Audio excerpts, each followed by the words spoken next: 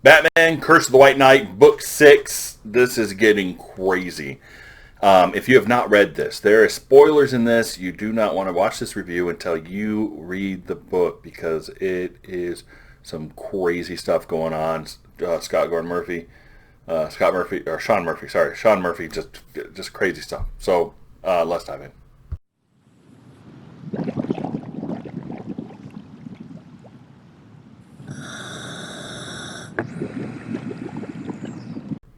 Welcome back to Long Box Diving, where we explore comics and story arcs pulled from the long box. Now, Batman: Curse of the White Knight, Book 6, Sean Murphy, Matt Hollingsworth. This is just gotten crazy. So again, if you haven't read it, you might want to read it first because you might hear some things in here that you'll want to read first because you want to be surprised. Now, we remember back where Azrael broke into Arkham and is breaking the prisoners out. He got Joker. Like everybody's dead. He hands them the big long gun, and they start making their escape. And they're shooting up all the bad guys. All the bad guys. They're shooting up all the cops. They're trying to break out, and kind of picking up like right where we left off. Bam, right in the middle of the action. So Batman's with Harley, and you're talking about, hey, there's something you're not telling me. Now, if you remember, it's she went down with Joker, which was kind of Jack at the time. And went down into that well at Arkham, and saw what the writing on the wall was. And we don't know what that is yet. And she was promised Jack that she would not tell Batman because it would mess some stuff up. It would mess Batman up. And so she's not telling. So she's still hiding. She's like, you got to trust me. I can't tell you. You got to trust me. You know everything you need to know. So he gets on his motorcycle and kind of takes off. And we get back where with the GCPD, they know that there's like a fire going on. There's the body of Bane. They had that big explosion in the upper story building. Bane's got his head cut off, which kind of irritated me because the cover shows Bane choking out Batman, but Bane's dead apparently, I think. So they found the body of Bane. They got the lady that was kind of controlling all this in the background, working with Azrael and all this kind of stuff to bring him into town and the assassins, etc. Then we go back to Batman, and Batman then meets with Blood. What's his name? Blood something. I forgot his name, but yeah, he's like. But it's very cool because he's got Batman sitting up, kind of like on a table, holding on to this Gothic type cross that's in a Catholic type church, and he's holding on to this cross thing.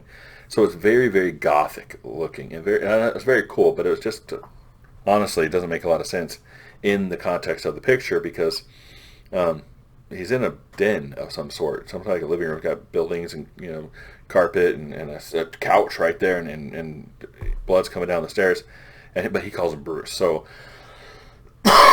this guy knows who he is. But Batman's like up on a table, hanging on a cross. Now, I get it. Very Gothic, very cool looking, but it doesn't make a lot of sense. And he goes, I am, this guy's talking, I'm a knight of the Order of St. Dumas and a historian and art collector. And when I learned the Joker found the journal, I knew I had to take it from him. I feared that would use it to expose the truth about Gotham's curse. And I couldn't let him disrupt the peace that your family created. So he goes over and he starts giving Batman some of the history of what went on. So way back, we had Bakar. He wanted vengeance, and he wanted to pay back what happened to him. So he was banished from the Order. Bakar was banished from the Order of the St. Dumas, but he wanted to kind of pay. He really just wants vengeance, right? So he hooks up with the last Wayne, Edmond Wayne. And once they arrived, Bakar set his plan in motion. He ordered the overthrow of the criminal enterprise in Gotham. Bakar insisted they pose as common criminals, so they started at the bottom, right?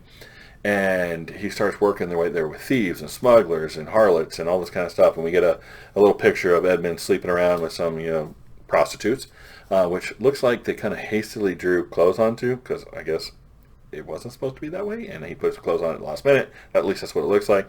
And he's boozing and he's drinking and doing all this kind of stuff. Well, then he turned him into a killer. So he starts killing the guys and gaining power and authority into Gotham. And one of the last guys to come up was Laffy Arkham, which was like a vampire. And they worked their way up, and they killed the vampire at Gotham Valley. And Lafayette had gone, and the two men, and he fall down. Of course, he fell down the well, and he killed this vampire dude, and then he kind of took over Gotham. Right? That's the story. But Bakar had other plans. So Batman asked, "Did Edmond didn't kill Bakar in cold blood? He was just defending himself." And Jason Blood, that's my name, says, "I won't give you all the answers, Bruce. You're going to have to find it out for yourself. But I believe God is a path for everyone." So they didn't really confirm that. So we know there's two bodies down there, Arkham and somebody else. And right now, Bakar, Edmond had to defend himself. That's why Azrael's here. He's angry because Bakar was killed, etc., etc., etc. And so he comes back out and he sees the fire and the men fighting with, this and that, and he sees Harley is now at Arkham, and Azrael happened. Azrael attacked. He hurt. Harley's hurt. She's like hurting, bleeding out the side. Her hyenas are there, of course, and he took the babies. So Joker has the twins, and she's like, "I'm going with you, whether you like it or not." So he's like, "Okay, suit up," and he hands her the, Harley Quinn suit, and they jump on the Batmobile, and off they go, right? And so they get there, and Azrael's there, and like a whole fight scene. Batman and Azrael are fighting back and forth. Azrael's got the Batman super armor going on. Well, at the same time, Harley Quinn slips in, and she sees Jack Napier. Now, Jack has the twins in like a totem on his chest, right? But Joker and Jack keep switching back and forth, and Jack's like, "Don't listen to him, Harley. You're not helpless." He goes, and he's like, "You surpassed everything the Joker ever did. He sat helplessly while you overturned Gotham and Batman in the ways he never could. He's humiliated." And he's like, "Run," because he's got the gun, and she grabs the twins. She starts running, and Joker's like, "Nice try, Jack," but Jack won't let him shoot the gun. And then Jack hits himself and pokes his eye. It looks like he poked his eye out, really kind of nasty. And then Jack, you did it. Get away from me. He's like, "No, he's still having this internal struggle." I kind of like this, the internal struggle between Jack and Joker inside, where you can almost see the schizophrenia, split dual personality kind of thing happening on his face, back and forth, splitting back and forth. That's really kind of cool. And he's like, he'll never leave us alone. Joker will always be there. And he's like, "Harley, you've got to stop the Joker. There's no way I can do it. You're going to have to do it." So she has the gun. Joker leaps for it. And then you see, pulls out. There was a great camera angle. Pulls out, and you see just word blam. Right? That was very, very kind of cool for me. All right, so now it's weird because we have this, and then we flip the page, and Batman's fighting Azrael. No, we have the Joker here fighting Harley. Nobody else is around, and he jumps at Harley. You see the blam. You flip the page, and then there's the Joker again. So I don't know why something doesn't fit right. Did we go back in time here, or did this happen before, or I don't know.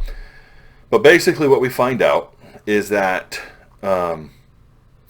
Azrael is fighting Batman, not because Batman or Edmund Wayne killed Bakar. The reason is Bakar killed Edmund Wayne and took the Wayne ring.